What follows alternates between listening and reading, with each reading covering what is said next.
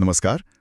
आज हम बागेश्वर धाम के धीरेन्द्र कृष्ण शास्त्री के जो हालिया बयान हैं उन पर थोड़ी गहराई से बात कर रहे हैं। ये बयान उन्होंने मध्य प्रदेश के खजुराहो में दिए थे। हाँ, और हमारे पास इसका स्रोत इंडिया टीवी का एक यूट्यूब वीडियो है। बिल्कुल।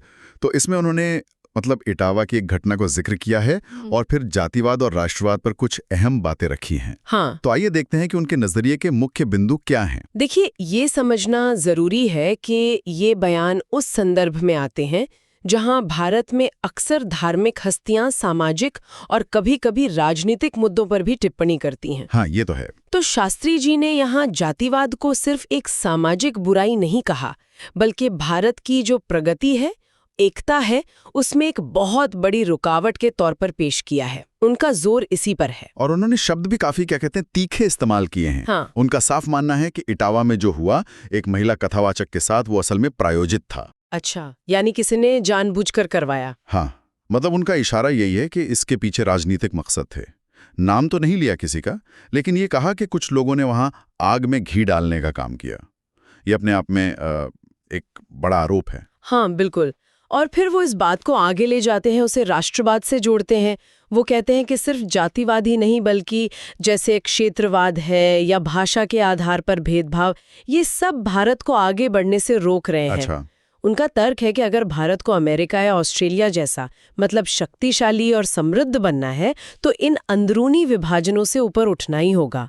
वो कहते हैं कि ये संकुचित मानसिकता देश को भव्य नहीं बनने देगी। तो एक तरह से वो राष्ट्रवाद को विकास की शर्त बता रहे हैं। हाँ, बिल्कुल। सिर्फ देशभक्ति नहीं, बल्कि विकास और दुनिया में प्रतिष्ठा की पहली सीढ़ी। और दिलचस्प बात यह भी है कि वो अपनी बात को सही ठहराने के लिए भारतीय संतों का उदाहरण देते हैं, जैसे रैदास, सूरदास, कबीरदास, ये दिखाने के लिए कि हमारी जो सनातनी परंपरा है वो तो बहुत व्यापक है, समावेशी है। सही बात है। और एक बहुत सोचने वाली बात उन्होंने कही कि जातिवाद का फायदा समर्थकों को हो ना हो, लेकिन जातिवादी नेताओं को जरूर होता है। हाँ, ये एक अहम बिंदु है। वो सीधे सीधे राजनीतिक फायदे की तरफ इशारा कर रहे हैं। बिल्कुल।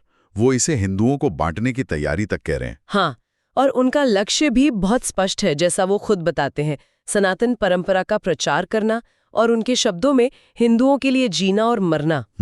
तो इसी कड़ी में वो जातिवाद को मिटाना चाहते हैं।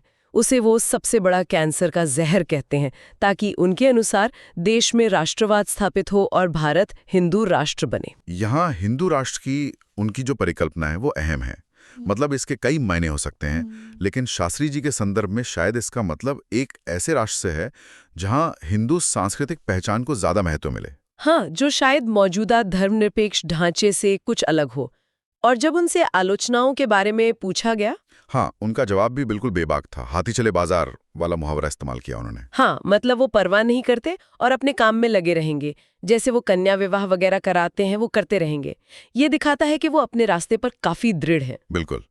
तो अगर हम सारी बातों को समेटें तो मुख्य बातें क्या निकलती हैं? धीरेन्द्र शास्त्री जातिवाद को देश के लिए हानिकारक मानते हैं, विभाजनकारी मानते हैं। हाँ, और राजनीतिक हथियार के तौर पर देखते हैं। सही।